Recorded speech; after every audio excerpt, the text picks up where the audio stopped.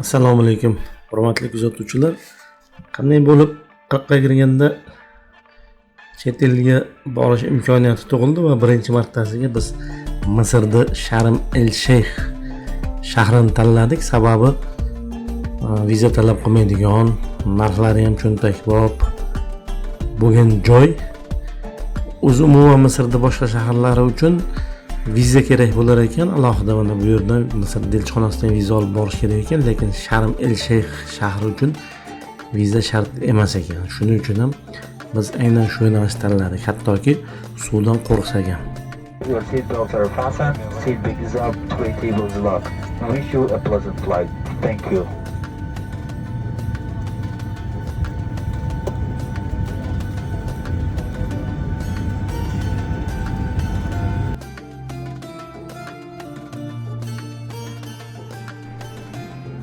O'zi umuman bu safar bo'yicha YouTube'ga video tayyorlash niyatim yo'q edi. Instagramda o'sha paytda bu bilan ulashganman. Bu o'zi safarimiz sentyabr oyida boshida bo'lgan edi. Lekin bu videolardan mana YouTube'ga niyat yo'qligi uchun ham lekin nima video olmagandim. Bu bizga samolyotda berilgan ovqat emas. Samolyotimiz Fly Hiva kompaniyasiga tegishli bo'lgan samolyot bo'lib, ovqati yaxshi ekan. Boshqa aviakompaniyalardagi uchib borganlar bilan gaplashganimizda biznikini sifati yaxshiroq ekan ulardan ko'ra. Shuni bildik. Umuman haliga fikrimni davom ettirsam, YouTube'ga video joylash niyati yo'q edi, lekin shunga qaramasdan keyinchalik paydo bo'lib qoldi bu niyat va mana shunaqa qilib kuch ko'rinishda video yozdim, chunki haliga bunaqasi katta olingan videolar o'zi ham yo'q edi. Meni birinchi hayron qoldirgan narsa mana shu tog'lar. Xuddi kimdir kolyaskada olib kelib turib, qumni to'kib ketganga o'xshaydi. Bu Misr yerlari. Bungacha bo'lgan joylarda endi olingan videolar qo'ymadim. Bu Misr yerlari bu joylar. Sizlar bilan o'sha joyda bo'lgan o'zimning fikrlarim, qandaydir voqea hodisalar haqida mana shu videoda ozgina gaplashib qo'yamiz.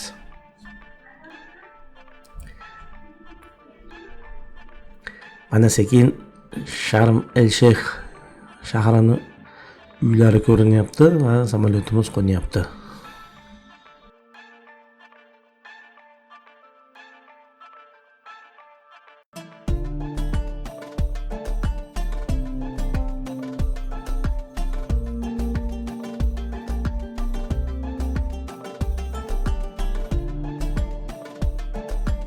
Biz uchun sizga minnatdorchilik bildiramiz.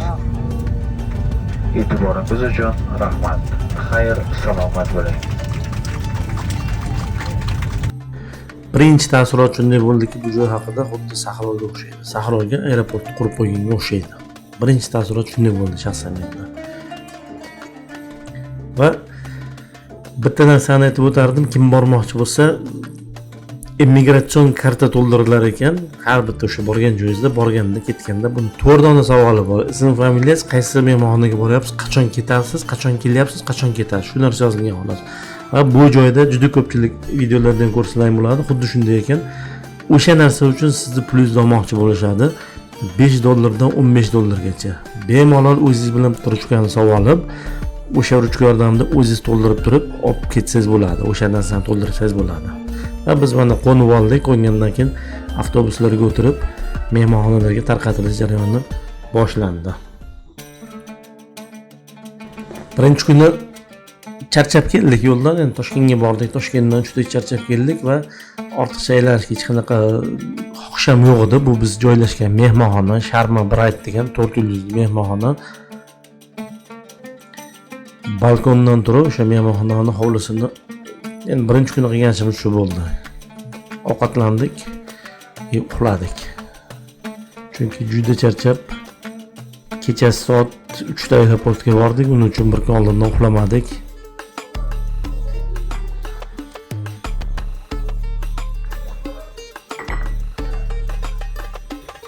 Kattagina basseynga orqada yana bitta basseyn bor bu mehmonxonada. Va eng asosiy daraxti bu shaharda mana shu xurmolar hamda palmalar ekan. Boshqa daraxt yo'q. Mana bu ko'rinib turgan narsalar hammasi dekorativ kichkina butalar. Xurmolar hamda palmalar ekan va hozirgi videoda ko'rganlaringdek xurmoning mevalari pishib yotibdi. mehmonxonani ishchilari biz mana shu joyda skameykada o'tiruvdik, dam olib o'tiruvdik. Mehmonxonani ishchilari bizga qoqib berdi. O'sha uzun tayoq olib kelib turib qoqib berdi. Biz sotib oladigan o'sha arab xurmosi deymiz-ku, sotib oladigan xurmomizni pishib turgan joyida mana yeyishga muyassar bo'ldik. Mana buni ham mevasi ko'p. Mana shu dona-donada mevasi. Lekin balandda.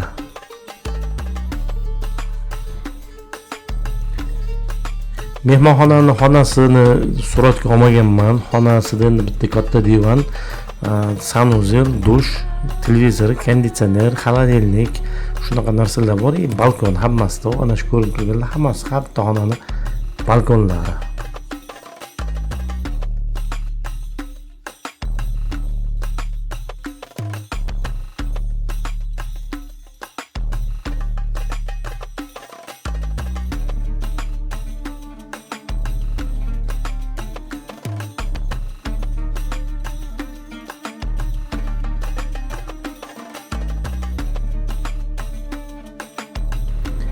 Bu endi bizda oshxona.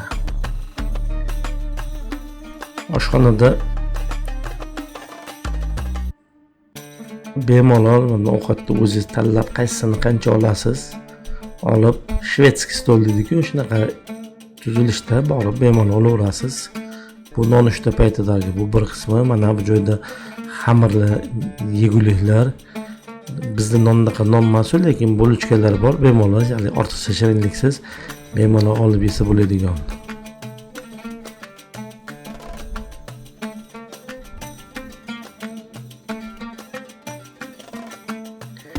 Mehmonxonada bizning tarifda hammasi ichida edi, ya'ni 3 mahal ovqatlanishi, barlar o'sha tarifda ichida bemalol kirib o'sha ovqatlanish vaqtida o'zini vaqtlari bor, ertalabki nonushta, tushlik, kechki paytda hammasini vaqti bor. O'sha vaqtda kirib bemalol qancha xohlasangiz, o'sha oshqozoningizga yasangiz, olib yurasiz. Va shaharda ertangi kuni birinchi qiladigan ishimiz mahalla bilan tanishish bo'ldi. Ma'lumki, bu biz joylashgan mehmonxona Nabiqbey deydi ekan, u bey degani buxta, ya'ni o'sha Qizil dengizda ozginamda suvda kirib qolgan joylari bor ekan, lekin qirg'oqqa kirgan joylari bizniki o'sha Nabiqbey degan joyda. Bu buxtani yaxshi tarafi bu yerda ortiqcha shamol bo'lmaydi, o'sha dengizda cho'milish uchun qulay joylar. Va shaharda bir nechta 10 taga yaqin shunaqa buxtalar bor ekan, shuni atrofida joylashgan asosiy mehmonxonalar. Dengiz bo'yida bir qator, keyin bitta yo'l o'tgan yo'ldan keyin bir qator qilib mehmonxonalar joylashgan. Endi bizning mehmonxona ikkinchi qator hisoblanadi, ya'ni mana chapdagi mehmonxonalardan keyin dengiz bor, bizniki o'ng tarafda, yo'lning o'ng tarafida mehmonxonalar. Umuman Sharm el Sheikh degan shahar Sinay yarim orolida joylashgan bo'lib, bu tarixdan qadimda Misrga tegishli bo'lgan, undan keyin ma'lum muddat Isroilda hududiga aylangan, ya'ni o'sha Isroil arab urushidan keyin Isroil hududiga aylangan va aynan Isroil boshqaruv bo'lgan paytda ilk bu yerda mehmonxonalar, harbiy baza qurilgan, mehmonxonalar qurilib, shahar ko'rinishini boshlangan. Ungacha beduinlar deydi, bularda o'sha tub aholi yashaydigan joy bo'lgan, bunaqa joy bo'lmagan. Va keyinchalik yana bu Misrga qaytarib berilgan, diplomatik kelishuvlar orqali Misrga qaytarib berilgan va shundan keyin shahar shu turistik markazga aylanishni boshlagan. Shaharda bir qismida o'zining tub aholisi bor, lekin asosiy qismi mehmonxonalar, o'sha turistlar uchun mo'ljallangan joylar hamda mana bunday tabiiy haligi davolash nima desa bo'ladi, do'konlarida hamma joyda, har qadamda har xil yog'lar, semichka yog'i deymiz, qovoq yog'i deymiz, boshqa shunaqa har xil davolovchi yog'lar, davolovchi bunaqa quritilgan narsalar, o'simliklar sotadigan har qadamda shunaqa do'kon. Va bizga aytishdiki, bularni mana shu narsalarni hammasi ishonchli bemalol olib ishlatsa bo'ladi. Sog'liq uchun haqiqatan foyda deb aytishdi va albatta biz ham qaytishda bir qism olib keldik.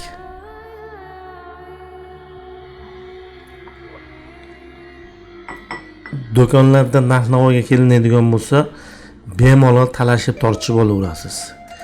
Va iloji bo'lsa mana borganingizda ikkita uchta do'konlarni bir-biriga solishtirib turib, keyin shunga qarab turib savdo qilish kerak ekan.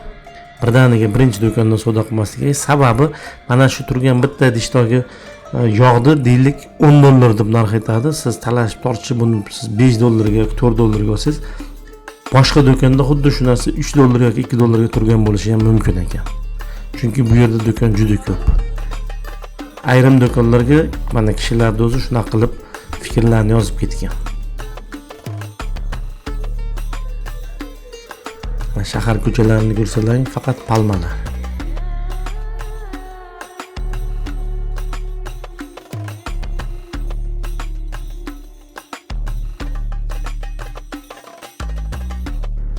Boya aytdim, bizda mehmonxona dengizni bo'yida joylashmagan. Dengizni bularda o'zini plyaj joyi bor ekan, hammasi uchun. Va biz plyajga avtobusda bordik. Avtobus mehmonxona tarafidan qo'yilgan, tabiiyki bepul. Bir kunda 3 mahal dengizga qarab boradi, 3 mahal qaytadi. Shu oralikda bemalol borib kelaverasiz. Birinchi kuni mana dengizda o'zi umrim davomida birinchi marta dengizga borib turibman. Birinchi kun dengizda biz cho'milmoqchi bo'lmadik, shunchaki tomosha qilamiz, qanaqa joy ekan deb bordik. O'zi asli boya ham aytdim, suvdan qo'rqadigan odamman.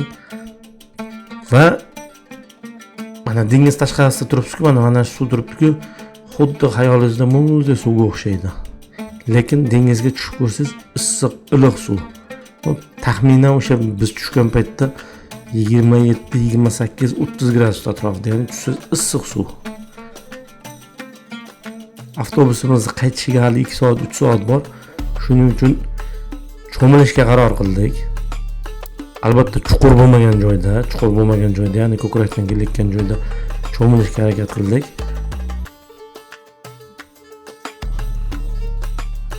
Mazza lekin suv.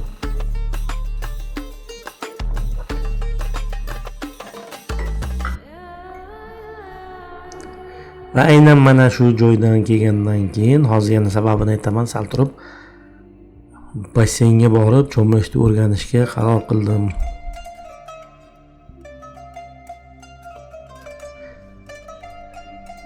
Mana nariroqda o'sha chuqur joyda yuk kemalari, katta kemalar harakatlanadigan joy ekan. Bu endi Qizil dengizdan Suvaysh kanali orqali okeanga chiqib ketadigan yo'l bor-da, o'sha joyda kemalar harakatlanadi, ya'ni shu joydan. Shuning uchun ham ahamiyatli bu joylar. Shezlonglarimiz bor, zontiklarimiz bor. Mana mazza qilib yotdik. Issiqqina toblanib.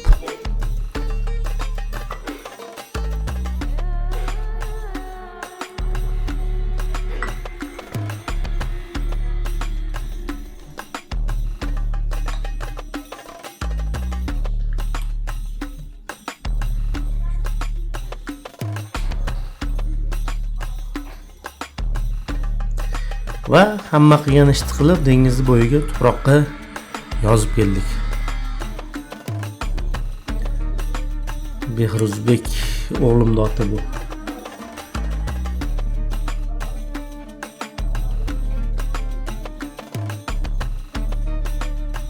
Kechqurun qanaqa ko'rinadi shahar ko'rish uchun mana dengizdan qaytib ovqatlanib, bu ham o'zimizning mahalla o'sha Nabaqbay degan joy mehmonxonamizni oldi.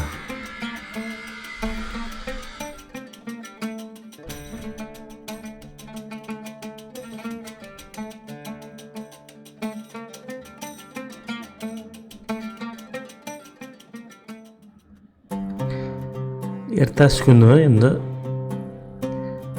uzoqroqqa borishni niyat qildik, ya'ni eski shahar, Old Market deydi ekan, eski bozor degani, Old Egypt deb ham yozib qo'yilgan. Shu joyga bordik, aylanib shahardagi diqqatga sazovor joylardan bittasi shu joy ekan. Yo'llari juda tekis.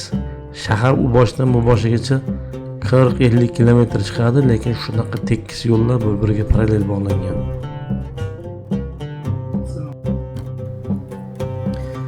Tezlik cheklangan bo'lishiga qaramasdan aksariyat mashinalar lekin 90-100, hattoki biz chiqqan bitta taksi 140 km/soat tezlikgacha shaharning ichida.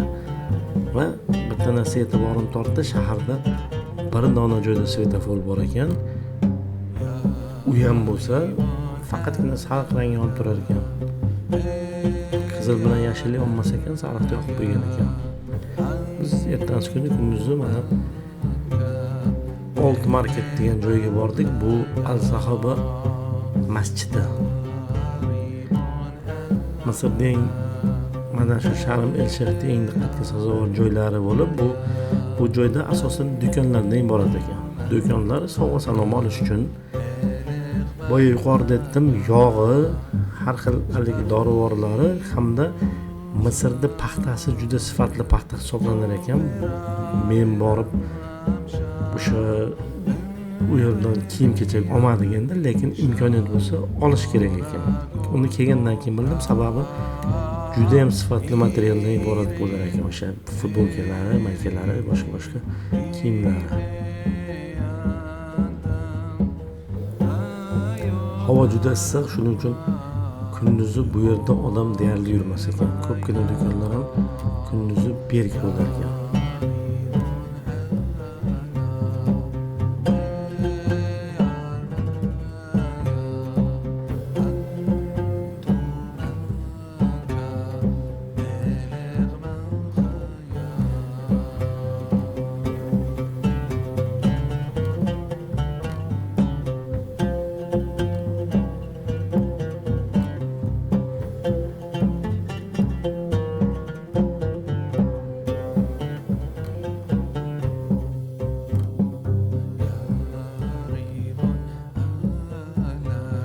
El-Sahoba masjidi 2011-2017 yillarda orasida qurib bitirilgan.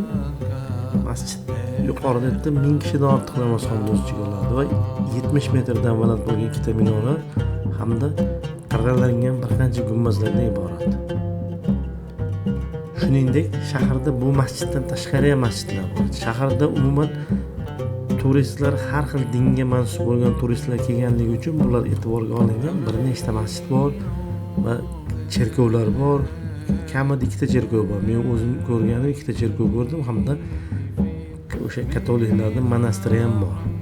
Monastir endi shaharda emas, shahar tashqarisida. Umuman havo issiq bo'lganligi uchun shaharda shaharliklar o'ziga ham turistlar ham hammasi asosan kechqurun harakatlanar ekan. Mana kunduzi hamma joy bo'm-bo'sh. Bizga ham keyinchalik shu borib kelganimiz tanishibdi. Kechqurun bu yerda atmosfera butunlay boshqa bo'ladi. O'shaning uchun mana berk oldinda o'rab qo'ygan do'konlarda ishlamaydi.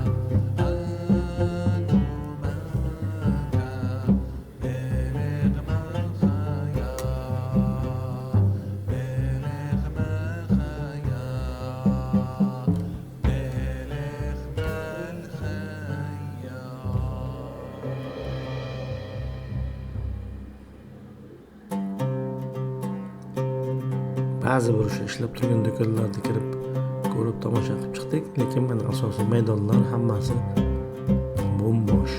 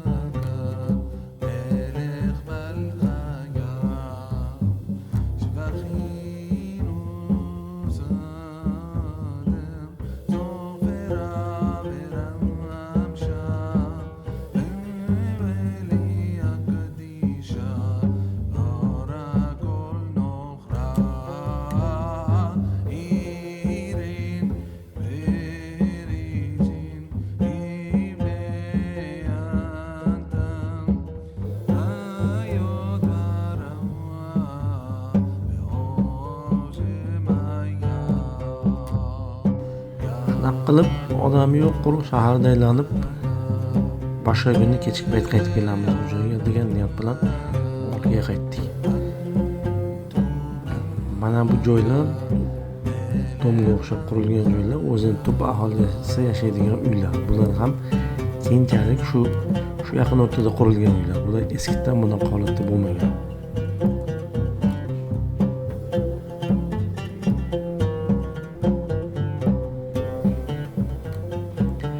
Ertasi kuni piyoda ertaroq yo'lga chiqdik. Umuman o'sha biz joylashgan mehmonxonadan markazga, shahar markaziga yoki o'sha Old Market degan joyiga taksida yetib borish mumkin yoki marshrutkada yetib borish mumkin ekan. Marshrutkada narxi taxminan 50 sent bir kishiga. $1 bersangiz 2 kishiga o'sha biz joylashgan Nabixbaydan nimagacha o'sha Old Marketgacha olib borib qo'yadi. Lekin bitta narsani esdan tutish kerak. Mahalliy aholi birga bo'lsa, siz bilan o'sha marshrutkanchida birga bo'lsa, o'sha narx bo'lar ekan. Lekin mahalliy aholi yo'q bo'lsa, masalan, marshutkada o'zingiz qoldingiz, 2 kishi qoldi, bo'ldi u yerga bormayman deydi, boshqa narx aytadi. $10 berasan, $20 berasan deydi. O'shanda bemalol talashib tortishib 2 kishi uchun $2 berib ketdik. Ya'ni har birimizga $1 dan berib ketdik. Taksida boradigan bo'lsangiz, ko'pincha $10. O'sha biz joylashgan joydan shahar markazigacha va ertasi kuni biz King Tut degan o'sha Tutanxamonga bag'ishlangan muzey bor ekan, shu muzeyni ko'ramiz deb marshrutkaga chiqib bordik va bizni boshqa muzeyda oldida to'xtatib tushirib qo'ydi, lekin biz u muzeyni ko'rgimiz kelmadi va shunday shaharda aylanib mana bu Jenena City degan joyga keldik. O'zi asli biz muzeyda aylanib chiqdik, qidirib chiqdik, lekin biz mayli deb muzey topolmadik, to'g'risi. Aholisi ham bilmadi bu muzeyni qayerdaligini. Biz piyoda ancha yurdik buni izlab va mana shu joyni ko'rib keldik. Bu Jenena City degan joyi, bu o'zimizda media parkka o'xshagan joy ekan. 3-4 ta qavatdan iborat va juda ko'plab arendada turadigan do'konlar, ko'ngilochar joylar, shaharda tomosha qiladigan maydonlar, mana shunaqa joylar joylashgan va aynan mana shu joyda podvalida o'sha biz izlagan muzey bor ekan.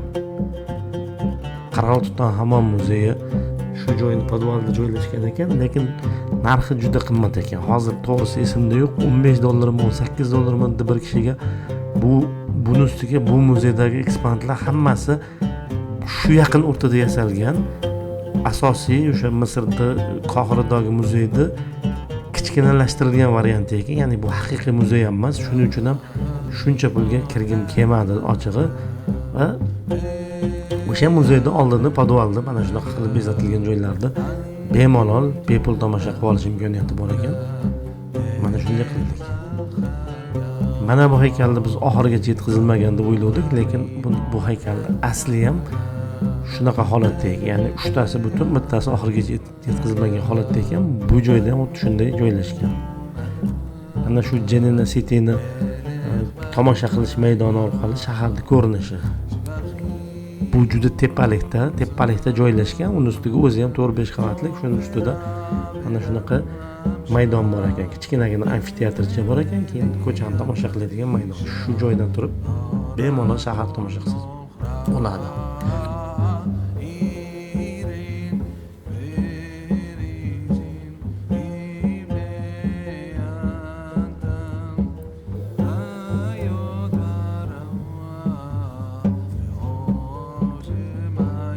Bizda mehmonxonada hamma ovqatimiz borligi sababli ko'chada umuman ovqatlanmadik. Faqatgina mana shu Jenena Cityda shirinlik olib yedik, lekin juda yoqdi menga.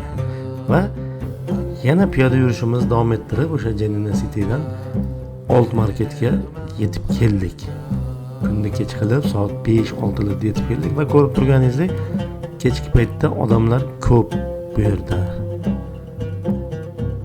Hozir qorong'i tushgan sayin yanada ko'payib boradi.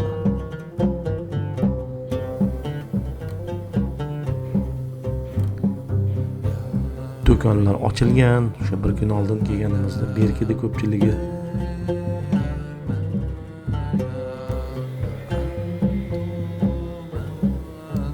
va El Sahaba masjidi ham chiroqlar nuri ostida yanada boshqacha bo'lib ko'rinadi. Umuman bu joyga kelmoqchi bo'lsangiz, kechki payt kelgan yaxshiroq ekan kunduzgidan ko'ra.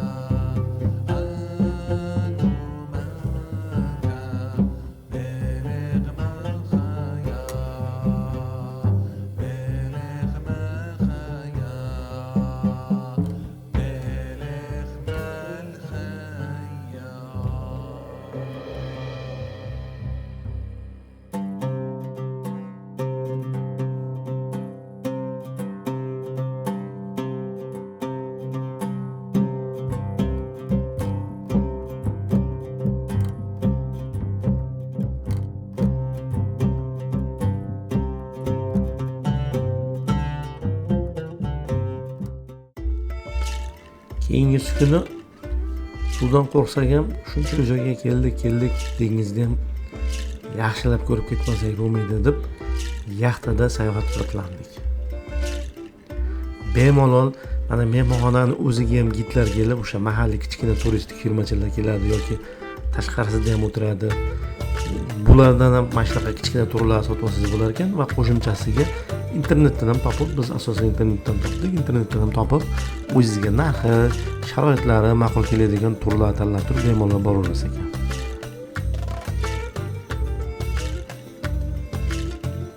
Bizni yaxtamiz nomi Roma degan yaxtaga chiqdik. Bu yerda 800 ga yaqin yaxta bor ekan. Har xil kattalikdagi, kichkinasi ham bor, kattasi ham bor, juda kattasi ham bor. Qaroqchilarning qayg'iga o'xshaganlari ham bor. Mana shular soni 800 taga yaqin yoki 800 tadan ortiqroq dedi. Umuman siz yaxtangiz nomini bilib olishingiz kerak adashmasligingiz uchun. Hech bo'lmaganda mana bunaqa umumiy to'planadigan joylarda.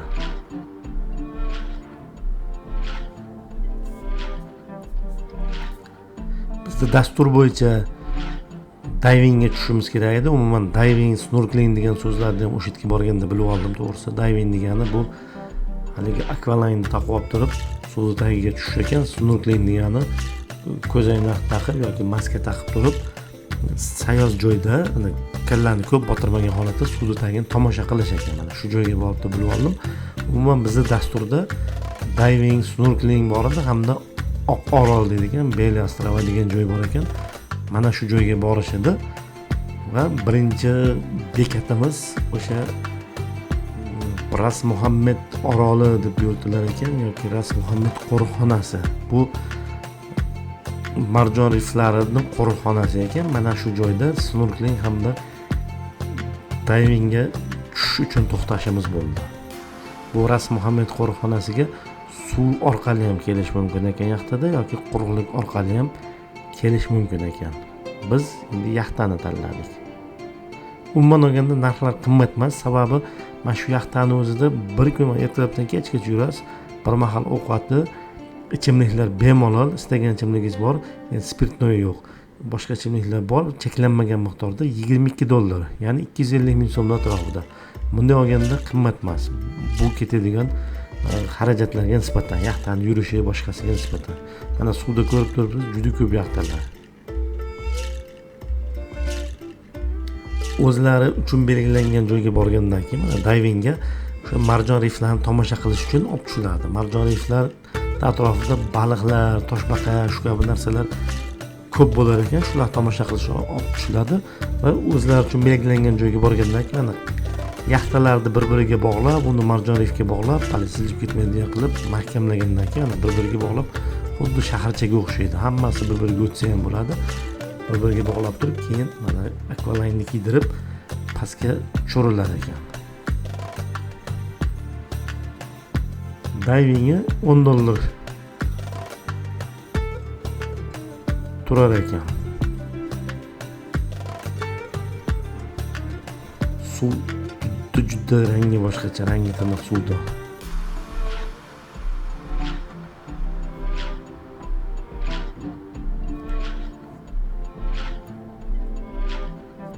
Bir qism odam mana shu yerda o'zi snorkeling qilib maskasi bilan tushib oladi mana suv ichiga, bir qism odam dayvingga instruktor bilan birgalikda. Unga mustaqil tushilmaydi, yonida bitta instruktor tushadi. Snorkelingda bemalol bitta instruktor turadi, atrofida ko'plab odamlar, cho'milishni biladigan odamlar snorkeling bilan shug'ullanaveradi.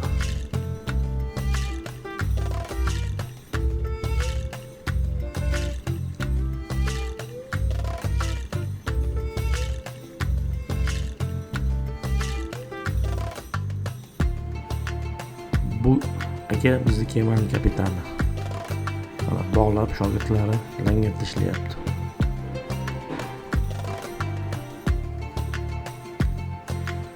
Tabiiyki dayvingga tushdingizmi degan savol bo'lishi mumkin. Meni dayvingga tushish haligi mashg'ulotim mana shu akvalaynni kiygan joyda tugadi.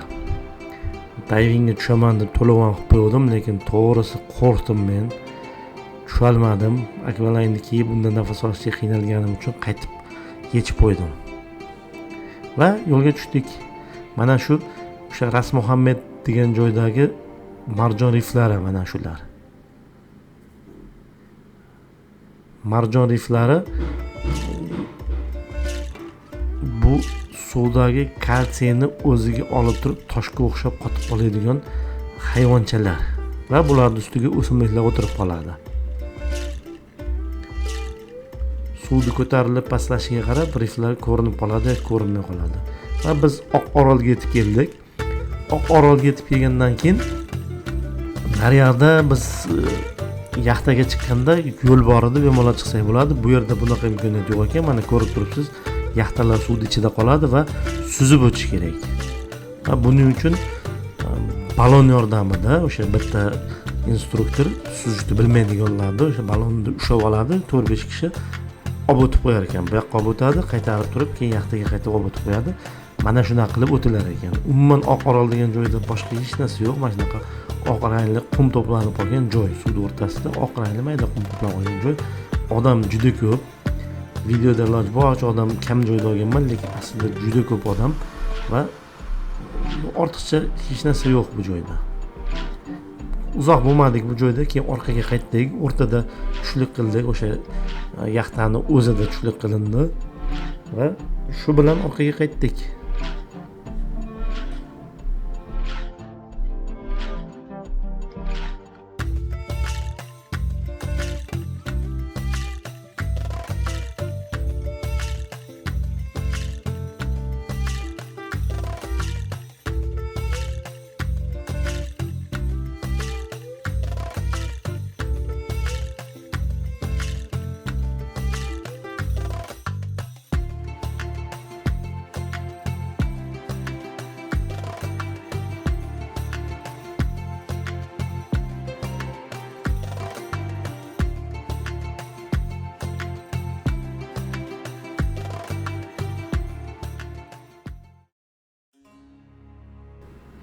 Keyingi kuni Tahab shahriga bordik. Tahab shahri Sharm el Sheyx shahridan taxminan 1,5-2 soatlik masofada ekan.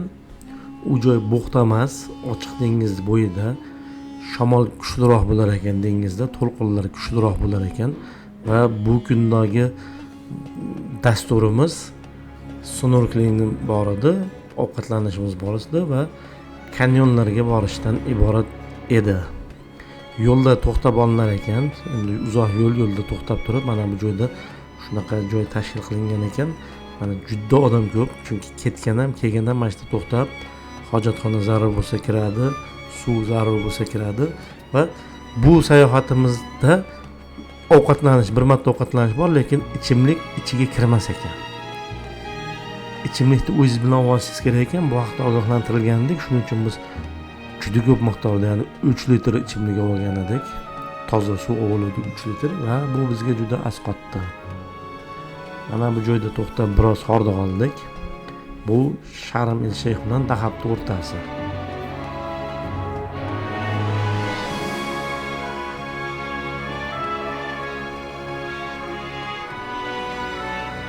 Mahalliy aholini yashash joyi, mana biz to'xtagan joyning orqasida mana shu bitta uy bor ekan, echki boqar ekan, mahalliy aholini yashash joyi. Va sekin Dahob shahriga kirib keldik.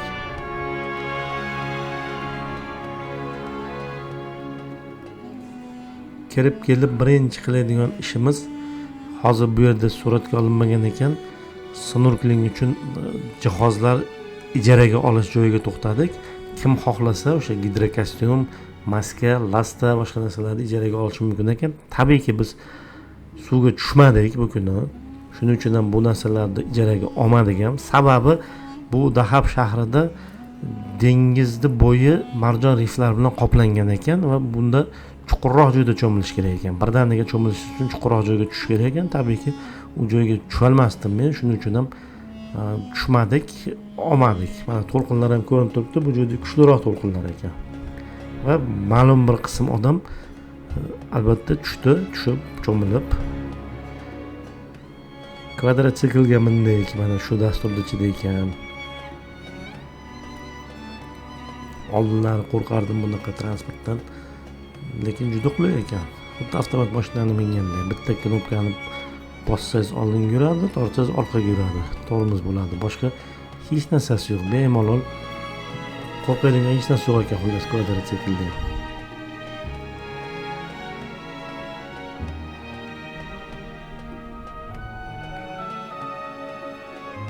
Va shu joyda tuyaga mindik. Hayotimda birinchi marta tuyaga mindim, lekin to'g'risi tuyaga minish menga yoqmadi. Sababi juda noqulay ekan. O'tirib haligi likillab yurganda juda o'tirish ham noqulay, ham egarini oldida ham orqasida ham ozgina turtib chiqqan joy bor ekan, shu belga botaverar ekan o'sha joy.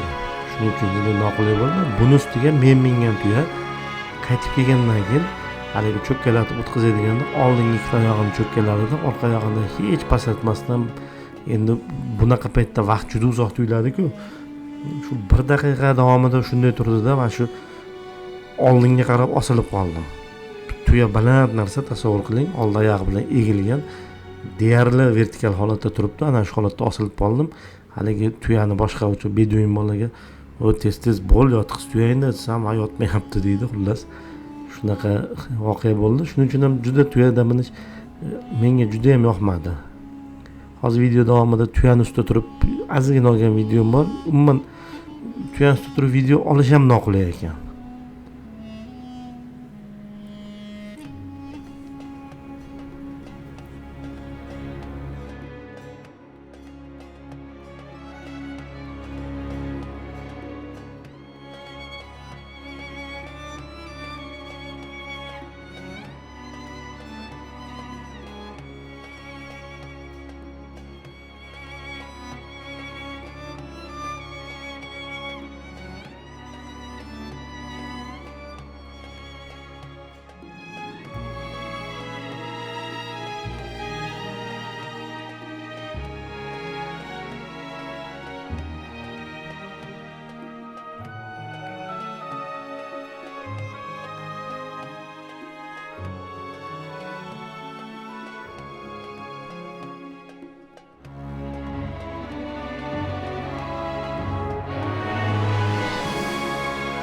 Sheriklar snorkeling uchun dengizga ketganda tabiiyki biz shu atrofni suratga olib, o'zimiz suratga tushib, shunaqa narsalar bilan mashg'ul bo'ldik.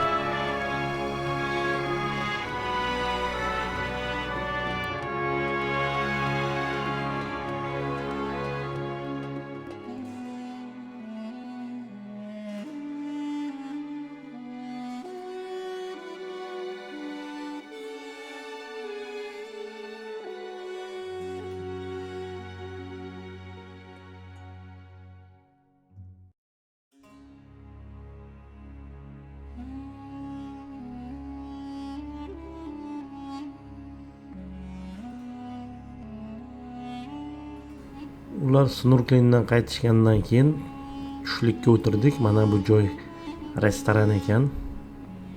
Bu o'ziga xos, o'sha joyga xos restoran ekan. Shaharda o'zida ham mana shunaqa restoranlar bor ekan. Biz choyxonaga o'xshaydi, lekin juda joylar bir-biriga taqalgan. Bu yerda har xil nima turistlar o'tiribdi. Shu joyda ovqatlandik, lekin ichimlik bermadi bu joyda. Ovqatni berdi, ichimlik bermadi. Va undan so'ng Tahab shahrining o'ziga savdo markazi bor ekan. O'sha savdo markaziga kim xohlasa o'sha joydan savdo qilishi mumkin. Arzon o'sha joyda, Sharm el Sheyxdan ko'ra ancha arzon. O'sha gidimiz shunaqa deb aytdi. O'sha joyga bordik, ya'ni dasturda ichida bor ekan-da. Umuman meni tushunishim bo'yicha gid bular bilan kelishgan holatda ishlaydi, ya'ni senga klient topib beraman degan ma'noda shunaqa kelishgan holda ishlaydi shekilli. Sababi bu joydagi savdo markazida narxlar Sharm el Sheyxdagidan hech qanaqasiga arzon emas ekan. Deyarli o'sha narxda yoki o'sha narxdan qimmatroq ekan. Faqatgina bu joyda bizga bittagina ma'qul joyi albatta hojatxonasi. Kerak, mana uzoq yo'lda yurgandan keyin o'sha hojatxonadan foydalanib ozgina dam olib, undan keyin yana yo'lga chiqib ketdik.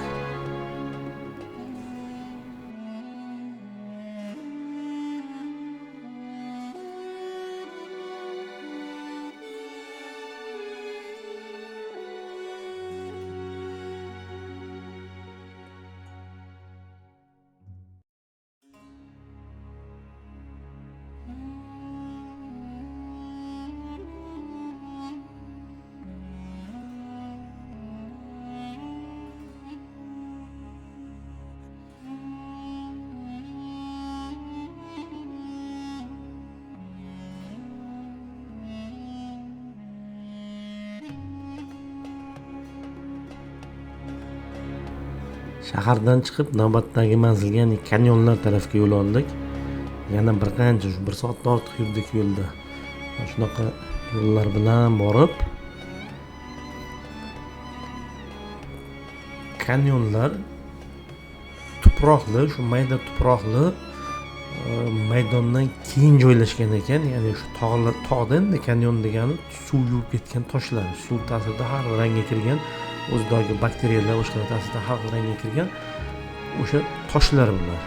Va bu toshlar albatta Toshgacha bo'lgan masofa o'rta tuproqli ekan. Shu tuproqli joyda Toyota jiplarida bosib o'tdik. Toyota jiplari avtobus shakliga keltirilgan, orqadagi o'rindiqlar olib tashlanib turib, uzun skameykalar qo'yilgan va bir nechta odam yuklab mana shu qum bo'ylab Toyota'da harakatlanib bordik.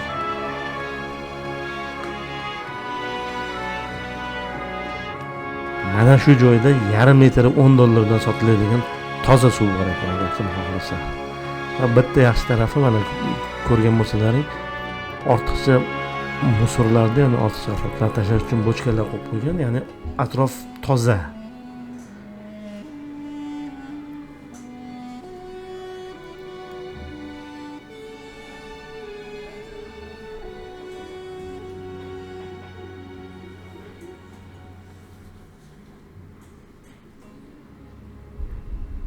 Şimdi shimarib, tuproqni bosib, kanyonlarni tomosha qilish uchun yo'l oldik. Bu joylarda qachonlarda suv bo'lgan, mana shu yuvib, mana shu shaklga keltirib qo'ygan toshlarni, tog'ni toshlarini. Aynan bizning joylarimizda, mana shu O'zbekiston joylari ham tarixda juda katta suv bo'lgan, ko'l bo'lgan, shu suv mana shu Qizil dengizgacha borgan degan ma'lumotlar bor. Balkim bu umumiy bitta dengiz tagida bo'lgan bu narsalar. Ya'ni biz joylar ham hammasi umumiy bitta dengiz tagida bo'lgan bo'lishi mumkin. Suv yuvib mana qarang, shaklga keltirib, ranglarni berib qo'ygan.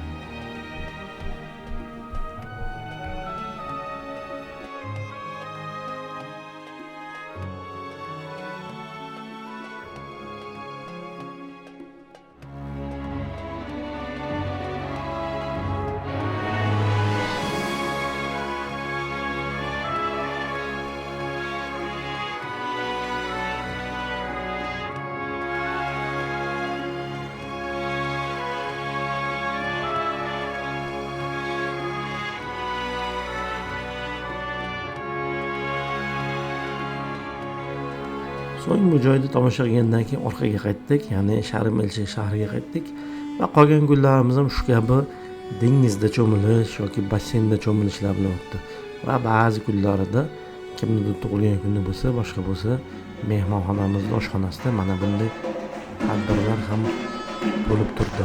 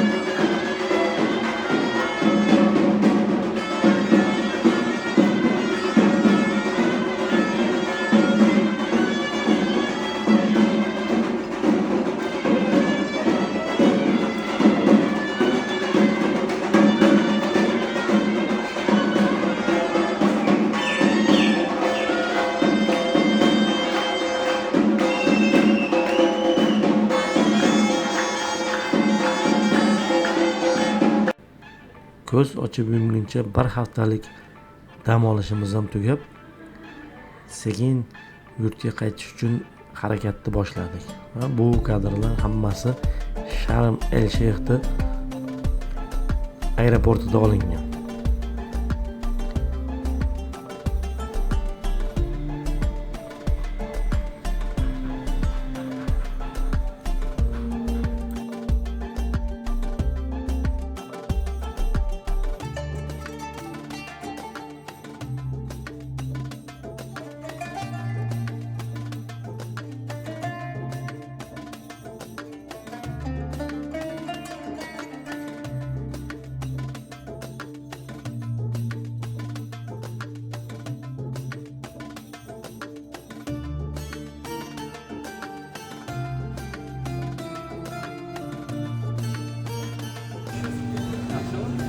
Orqaga yuryapsizmi?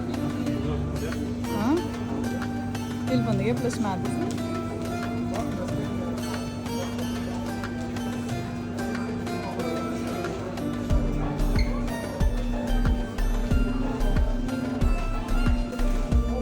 Boshladim.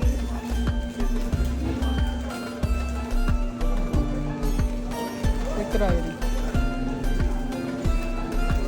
10 sekund.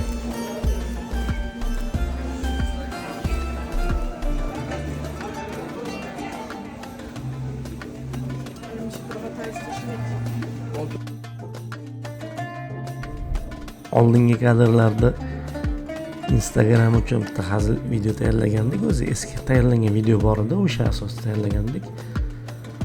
Uni Instagramda kirib ko'rib tomosha qilib chiqsalar bo'ladi. Xullas, bizda Sharm el Sheyx shahriga bo'lgan va birinchi marta O'zbekistondan tashqariga chiqib turib qilgan sayohatimiz mana shunday o'tdi.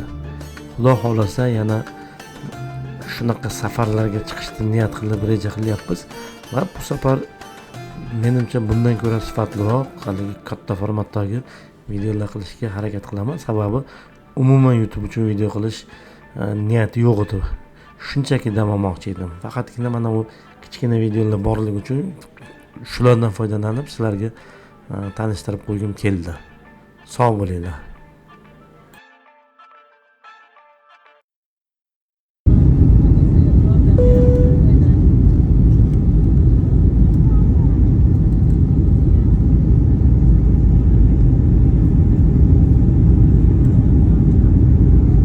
Xonimlar va janoblar, biz qo'nishga tayyormiz. O'rningiz suyanchilikni holatga keltirib, stolchani yig'ib, xavfsizlik kamarlarini taqing.